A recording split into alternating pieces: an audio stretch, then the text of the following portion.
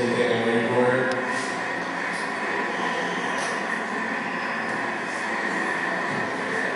There's hundreds of gallons of condensate running out of this thing. And God only knows how many millions of pounds of methane and gas coming out of the top. This thing started about 10:30 at night. It wasn't shut down until 9 a.m. the following morning. We called the National Response Spill Line, who in turn called the Texas Grower Commission. Texas Grower Commission didn't show up until about noon the following day. And guess what the Grower Commission did when they came out? And you guys didn't clean that up. I won't test it for chlorides. So I got the report that shows how much chlorides was. It was exceptionally helpful to know how salty the condensate was. We had seen, when my wife and I were leaving for church one morning, so I grew out by the condensate tank battery and we were power washing off the tank battery. Now, what's kind of unusual about this is the fact that these guys are so deceptive, and they tell you these lies and half-truths, that even some of the most mundane things that they do, you just know there's an ulterior motive. He could be out there with a broom, and you know that they're not cleaning something, they're covering something up. If they're out there with a bulldozer, they're not making it look better, they're covering something up. And so we asked a lot of people about the power washing, and nobody could give us, they were like, what? Power washing the tank? Why would they? I'm asking you, why would they be power washing the tanks? And then we had this spill. Guess what they did several hours later? They washed off the condensate tanks. And we went, hey, we've seen this before. I wonder if they had another spill before and they just didn't tell us. Could have been.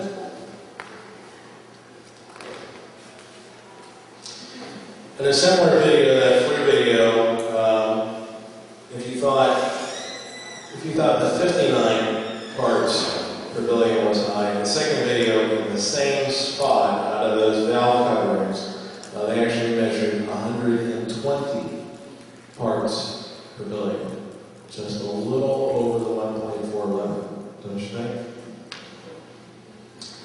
So the TCEQ does actually eventually take enforcement action, and it took the better part of 6 months and 7 separate calls to the Texas Commission on Environmental Quality, and my wife, bless her heart, filling out odor log after odor log after odor log. And so they've taken enforcement action against the operator, and there was a story in the county paper that included most of this, and as part of her story, she contacted River Petroleum asking them for a statement. And the question was is that for her question, this is the reporter's question, had asked about what Aruba intended to do about their emissions and what they intended to change as a result of being cited. This was the response. Aruba is committed to maintaining oil and gas industry standards. We have taken and will continue to take steps to ensure our operations do not adversely affect the safety and security of the homeowner. We believe that emissions from our operations have been at levels that are protective of human health and welfare and did not interfere with the normal use and enjoyment of property. We also have taken and will continue to explore steps to further reduce our emissions. Blah, blah, blah, blah, blah. Now, you saw some of the pictures, you saw some of the videos, and that one video of the spill, that is one of dozens that I have. Dozens. I had to go buy more memory for my camera. I had to go buy more camera cards, or memory cards, because I was running out of stuff. Because there's always stuff going on the property. And here's the scary part for folks, is that there are 15 other sites in the 2-3 square mile radius of the area that we're in. And if they're behaving this badly on one site, 300 feet outside my back door, what do you think they're doing on those sites that are remote, that have a locked gate, and only they have the access to? Oh, by the way, they're right next to Denton Creek. You think they're dumping stuff into that creek? You think they're dumping and spilling stuff all over the ground? I'm not sure I want to know what they're doing over there, but yet at the same time, I can only know that if they are behaving this badly in my backyard, right there in front of us, who knows what they're doing over there on the other side? I don't know if we saw that other picture. It first started out drilling on my neighbor's property, and there's a 3-acre pond that's in the middle that separates the two homes. And they used, where do you think they got the water from? Out of that water tank, how convenient, right? And then when they were done, they put it all back in. And they said it was safe.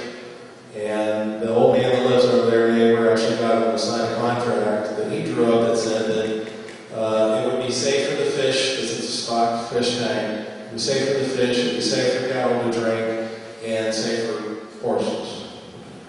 And not, it's been about 3 weeks now.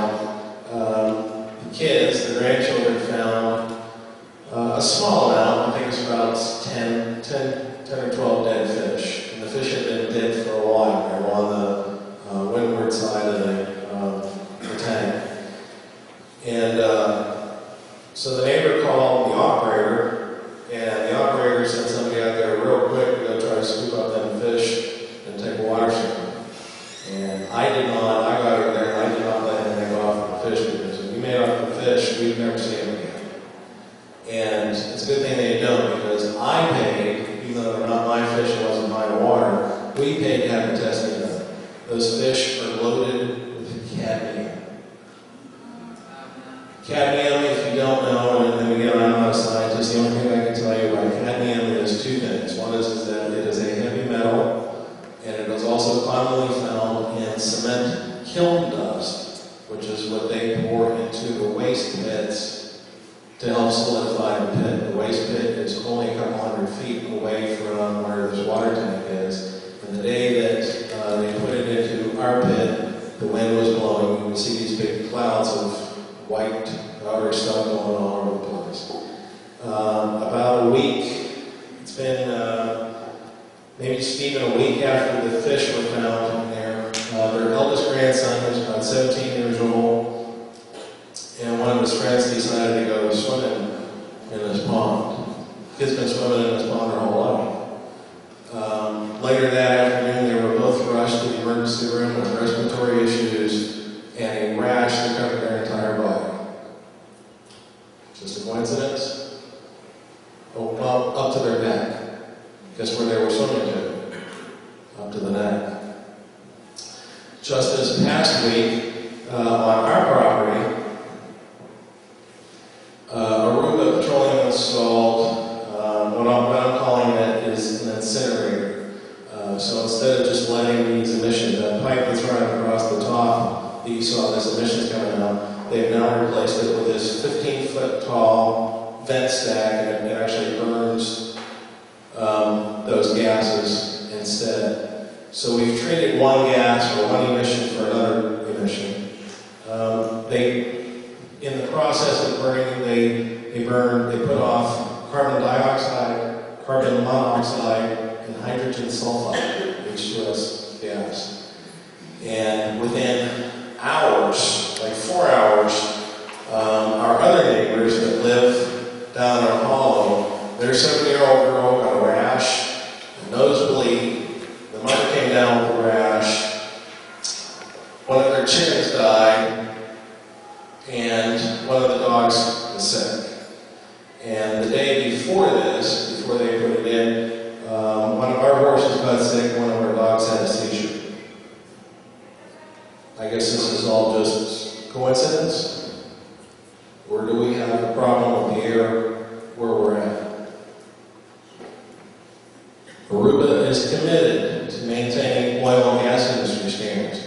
Not our standards, their standards. I think they have some pretty low standards, if you ask me. We have taken and will continue to take steps to ensure our operations do not adversely affect the safety and security of the homeowner. So you destroyed 2/3 of the value of my home, you polluted the air, and now you're after water. You know, if this is what happens after all of this, you know, after they've taken such great measure, I mean, I'd hate to see what the place would look like if they didn't care so much.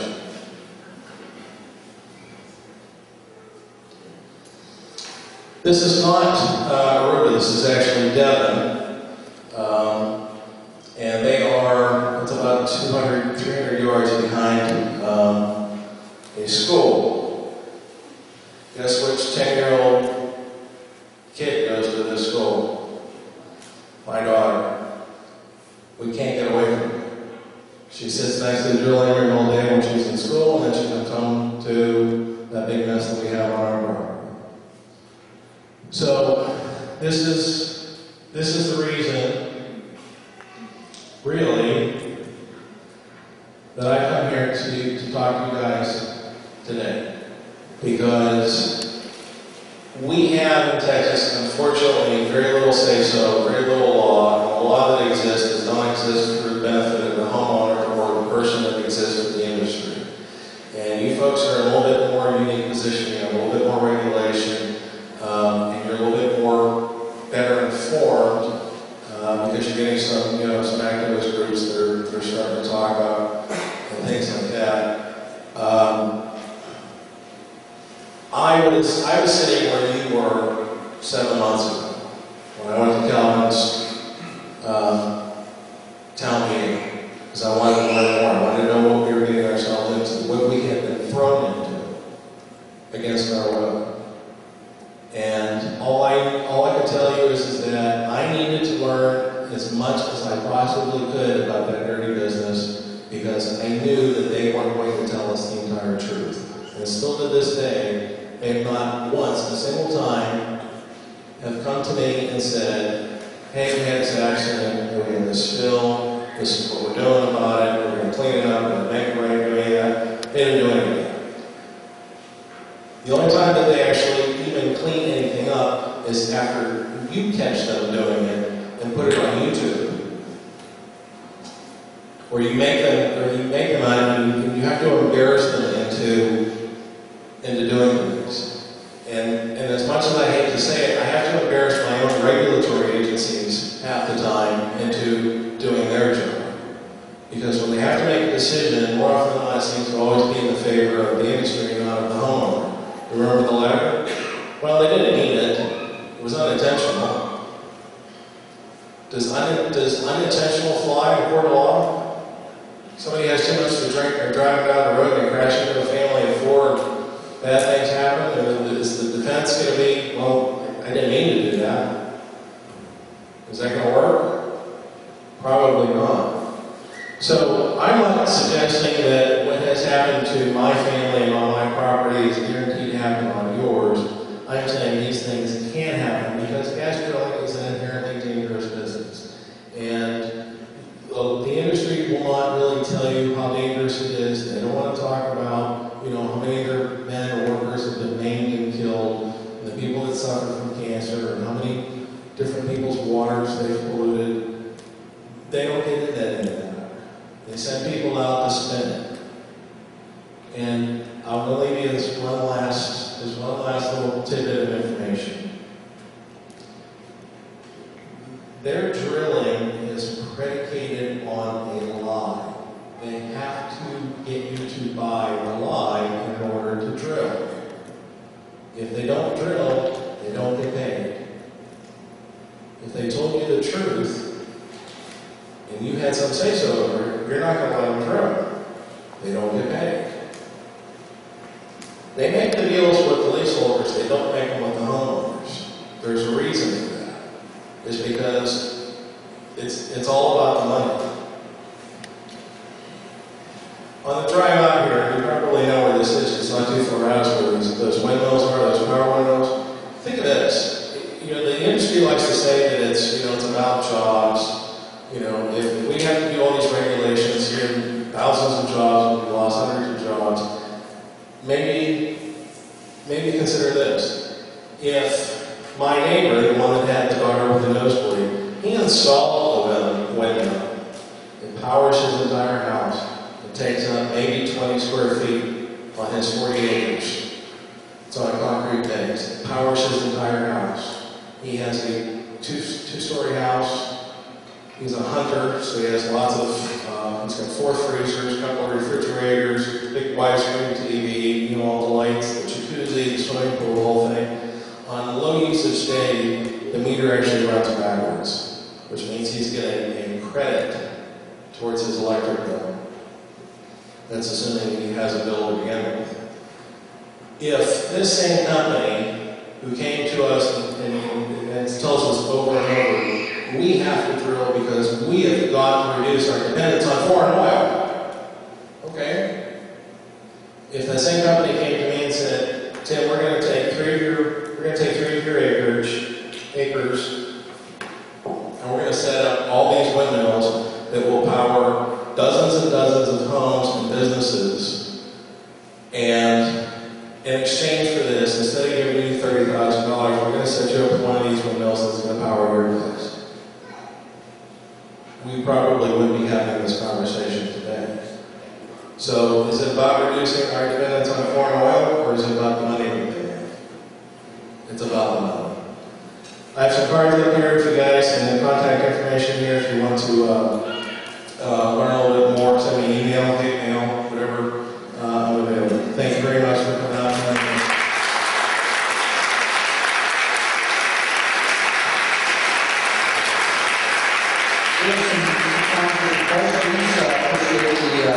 Letting us come out here and do this. And so, if you would specify which one of us you would like to answer the question. This would be for you, Mr. Mayor. My name is Jesse Wynn, State Representative for this area. And I want to thank you for coming out on Sunday and talking to everybody here. I took office in early 2007, which is right around the time they started doing the Marcellus activity in this region. It went from a phone call here or there about a random question to now it's about 50% of what I deal with on a daily basis. Just questions about this process, the effect it's had on our region. I've been to the properties of some of the people that are in this room here today, and I think that a lot of what you've said, you've really done a good job of touching on a lot of the issues that we're dealing with here in Pennsylvania. I will say just 1 or 2 things for the benefit of the room. You mentioned the severance tax. We did pass the severance tax in Pennsylvania as part of the budget last year in the House of Representatives, where I sit. It was stripped out by the state Senate. I think you will see a severance tax coming back in this year as our budget problems continue. And you hit the nail right on the head. We've got to stand up to Philadelphia and a lot of the other areas in the state to make sure that it's used for maintaining our local municipalities, environmental concerns, and things of that nature. So you hit the nail on the head with the severance tax. The problem that we've had, that I've had as a policymaker, who is not a scientist, I'm a lawyer by trade, is we have not had a good compilation of the facts.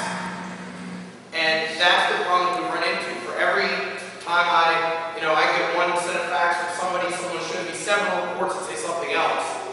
And that's really been the problem that we've dealt with. And people come to us, me and my colleagues, and they want answers, and we're just, I hate to admit this is public official, but I don't have answers to give. It's one of those things where I can't explain why a pond of supposedly clean water is on fire.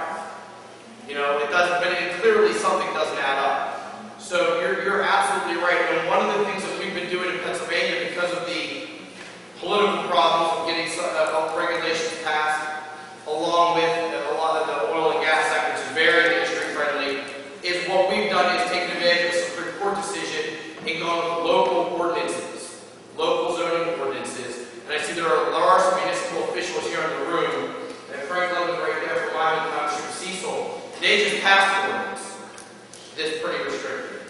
There are other municipalities in the area that are working on them.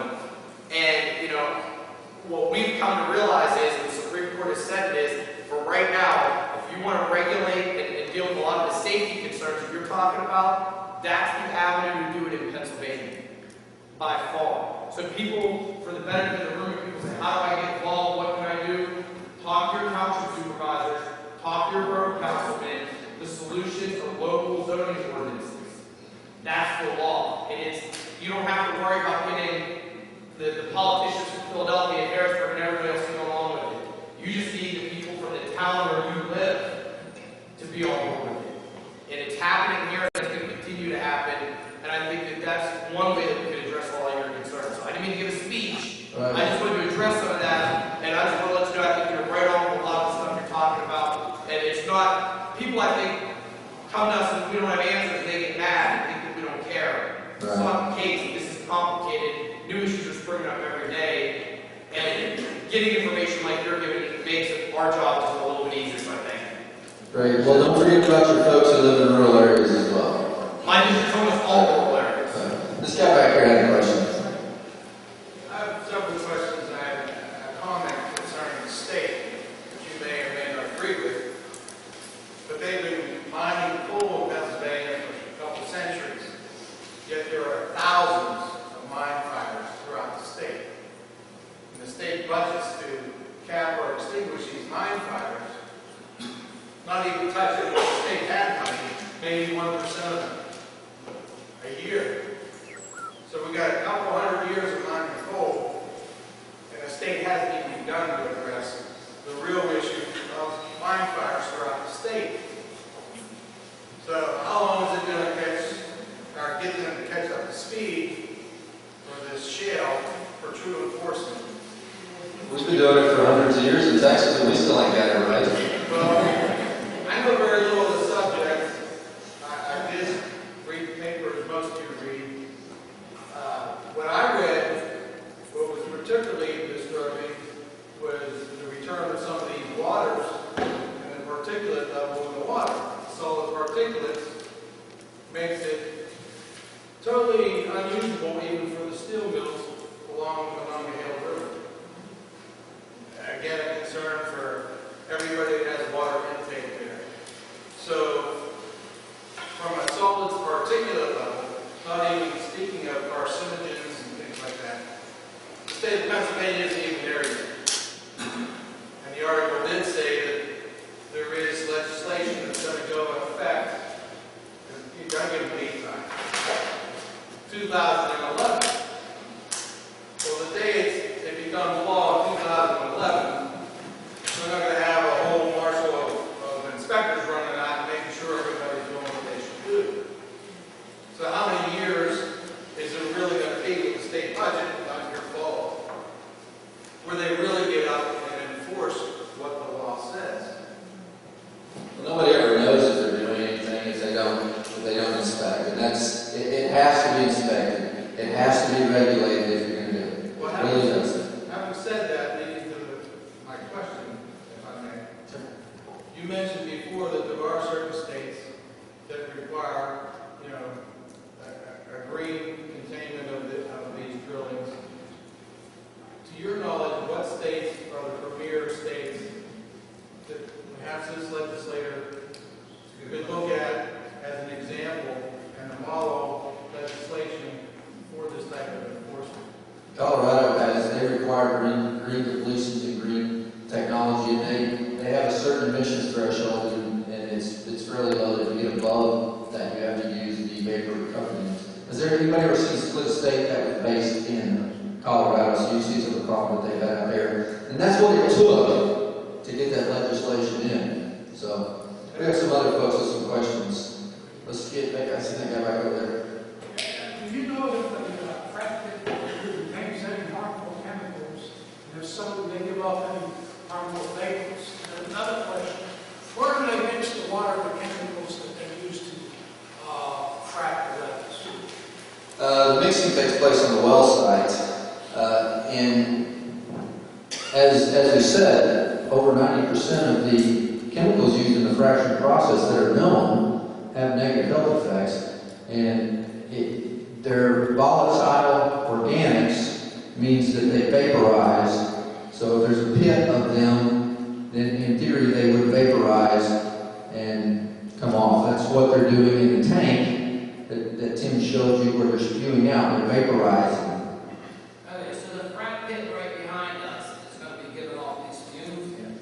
Yes, I would speculate, yes. Depending upon what's in it. I don't know what's in it, but if they're volatile organics, they're going to be volatile. Yes, sir. My question is, what are you going to do?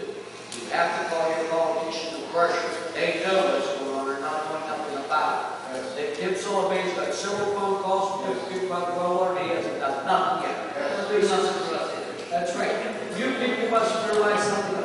They work for us, we don't work for them. You're right, absolutely. You're about 3 years too late. They practiced my farm 4 years ago. Right. But now on my place, gas was bubbling up out of the ground. They fracked it, well, about a mile away. Gas started bubbling up out of the ground when they was fracking. The fracking causes no problem. Right, it had nothing to do with that, sure. Okay. When it rained, it looked like soaks up in my field. All the vegetation lost. Right. Then, here about a month ago, Range Resource had three men come out, met the DEP on my property to discuss this situation. Now this happened 3 years ago. They monitored it for 2 years. I said to DEP, I said, what are they going to do about it? I don't know. I said, well, what the hell are you doing here then? You got a question? Huh? You got a question? So, right now, gas still bubbles out of the field. 80% gas in the water well. No problems. Okay, yes, ma'am. Tim, I was wondering what kind of recourse you have for your property loss or the chemicals your family is getting. I mean, what is it? Cadmium is, it's a known carcinogen. Well, that's a good question. So, when I get criticized quite a bit for cashing that check, because they get criticized because saying, you're just mad because you don't own the mineral rights, but you took the money. And I often say in response to that is that if the guy came up to you with this page and said, sign it and get $30,000, or don't sign it and get $3,000, but either way, we're going to drill, well, what would you do? So what we do is that we waited about a month and a half or so before we cashed that check. And in that period of time, we came to realize that it was going to take not only concerted effort, it was going to take money to fight them. And so $336 of that dollars I spent on airfare coming here today, so that I can talk to you folks. We gave our church $3,000 of that money, and I spent the other remaining some odd $1,000 on testing the air, the water, and the soil on our own, because you cannot get a dependable answer out of either the operator or from the so-called regulatory agencies that are supposed to be helping us out. You got to remember, the guy couldn't even find the bubbles, much less tell us where they were coming from. Yes, ma'am? I just wanted to kind of elaborate on what Mayor Tillman said. I'm here from Carmichael Spring County. And last summer, we had a compressor station installed on property above my house. I built a new home 4 years ago. The compressor station became functional and started working probably in May. I can tell you since that time, I have not had one full night's sleep. After a while, that begins to get on your nerves. In November, actually, for a period of 2 to 3 months, my daughter and I had a headache every single day. In November, we started having difficulty with our furnace. So I had furnace company come out. This pipe was taken out of my furnace. My furnace operates on cocaine. DEP tested this, and this is coming back as an oil soot. The furnace man was out and said, I've never seen this before. He actually asked me for a clothes hanger so he could take some of it out. He went like this with his hands. He asked me for a Dawn dishwashing liquid when he tried to wash it. It wouldn't come out. It was literally like he had taken Vaseline and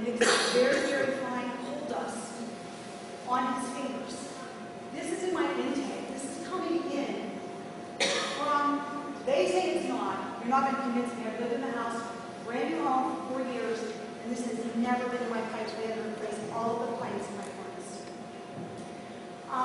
Started coming home and noticing that we had odors in the air. We have had sore throats. We have had runny noses. I felt, 2 weeks ago, I felt as if someone had taken a torch to my nose and my throat. What he's telling you is correct. This compressor site was installed on the hill above our house, and I live in a valley. My dad gave me property, 10 acres, of property he has 60, that has been in our family for 200 years. I now have a home that is worthless. We most likely are going to have to move. We can't live there. I'm actually scheduled next week to have a blood test done to see what I may have absorbed in my body. He's right on. When I started experiencing these, when I started having sore throats and my nose was burning, I actually got online and started doing some research. And Dish Texas came up all over the place. I'm using his odor log. Thank you. I'm using the log from Dish Texas. Right, well, that's on our website. Yes, sir. No, you made reference to getting amendments or ordinances within your municipality established prior to the a lot of our communities are very rural. My township in particular doesn't even have zoning. Right. We have very good ordinances on the book, most of them deal with dirt bikes and things like that. We have very little resources to even undertake such an endeavor. We've been told, and I want to ask if this happened to you, we've been told that these companies will pretty much try and front launch and drop lawsuits into that. We try to establish constructive ordinances to control what they do. What was your, what did you encounter when you laid out ordinances to control some of that? I'm glad you asked that question. When we were much like you in the beginning. When the town didn't start until 2000, they were already well there in 2000. I didn't move there until 2003, and when I moved there was no ordinance whatsoever. It wasn't until 2005 when I became a councilman that we adopted a drilling ordinance. And the local landman informed me that he would comply with our ordinance when the court said he would comply with our ordinance, much like you said. So several years went by, and they drilled some right outside. It came time that they had to drill. The same landman came back to me, and I told him he would get his permit when the court said he would get his permit. They had drilled 3 wells on one pad site in complete compliance with our ordinance, and that was Devon Energy, and I have one of the best relationships this day with Devon Energy. We work together writing our ordinance. So you have to stand up for yourself. Let's see, Gary. Yeah, I got some issues about drinking water. Now they're contaminating all this drinking water. DEP won't help you on it. And the gas companies would care less. I got a farm, I lost 11 dead cattle. They drank out of the pond. 10 calves died. It was stillborn. The pond's still fenced off. We can water our cattle out of the water buffalo, which the gas company's paying for. We're drinking out of the water pump for the last 2 years. We have 4 bodies of water. And they don't want to do nothing about it. Right. I'll be honest with you. It's the water issues. And this was an old lease from 1921. Right. I'll be honest with you. The results of my water is literally hot off the press. I just got those. DEP tested the water. They drove 5 water wells. They got water. The water tastes like drinking salt. And they said, one reason why it tastes like that is you're not using the well. They said, you have to put a filtering system in with salt water. And they said it might taste a little bit saltier. So, this is what I've been drinking since 2007. But this is one of the issues, the drinking water, the main issue. Water is more important than any of this gas. You ain't gonna live without water. Gas, you can live without it. Right. That's the main issue. You can buy water, you can't buy air. Yes, sir. To his statement, earlier in your speech, you said that these activities are exempt from the Clean Water Act. Yes, there's a number of exemptions, including the Clean Air Act as well, portions of that act. I think there's 5 federal statutes that they have some exemption from. Can you expound on that, why that's the case? It was the 2005 Energy Act. It's called the Halliburton loophole. Yes, sir. Go back to your green technologies. You mentioned something about having the gather lines in place first. Yes. That would reduce having the pond, the mud ponds. Right. No, that would reduce